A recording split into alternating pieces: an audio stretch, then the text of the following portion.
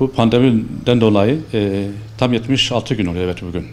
Türkiye genelinde yolcu trenlerimiz çalışmamaktadır.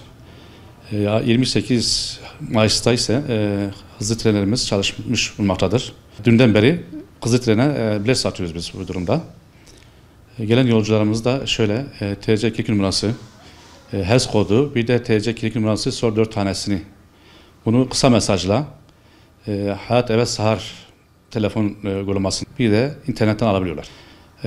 Yolcularımızdan bizim isteklerimiz özellikle bize gelirken yani HES kodunun olması gerekiyor.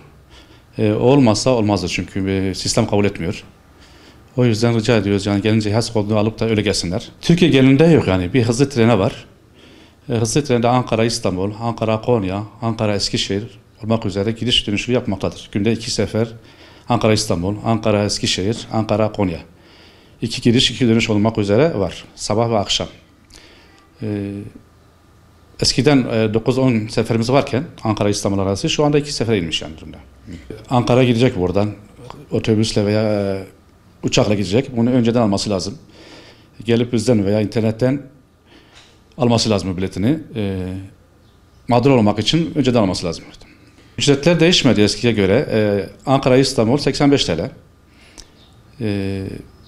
Bir de engellerimiz vardı. Engellerimiz bedavaydı. Şu anda onlar faydalanmıyor. Pandemiden dolayı durdurmuş şu anda. İnşallah kısa zamanda onlar da haklarında faydalanırlar yani. Kesin olmamakla beraber 12 ile 15 arasında düşünüyoruz bu ayın 12 ve 12'sinde. Fakat kesin olmamakla beraber bilmiyoruz. Tabii bunu genel müdürümüz emir veriyor. Biz de heyecana bekliyoruz gerçekten. Bir an önce atılması lazım. Eski yoğunluğu özellikle gerçekten de şey olarak özellikle biz çalışanlar olarak yani. İnşallah biraz önce açılır da biz de rahatlarız. Vatandaşımız da rahatlar yani. Heyecanlıyız açıkçası o konuda. Sağlık Bakanlığımızın belirlediği şartlarda gibi bizim de şartlarımız var burada. Maska var. Kesinlikle maskasız yolcumuz binmeyecek. Koltuk araları boş kalacak bir şekilde. Diğer müdürümüz onu ayarlamış zaten şu anda sistemde de var. Bir de kolonya olacak, dezenfekte olacak yani. Girişte ve çıkışta mutlaka olacak. Ateşli olan hastalarımız onları almayacağız zaten.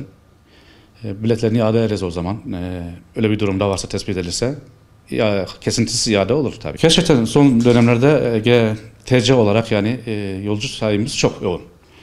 Bunu inan ki bir ay önce biz bunları şey yapıyoruz, kapatıyoruz yani. Yer yok.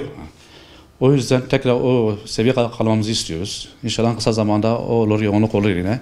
Ankara İstanbul arasında şu anda biz 2 saate bir konforlu bir şekilde gidiyoruz. Otobüslerimiz de aynı şekilde 17-18 saate gidiyor yani.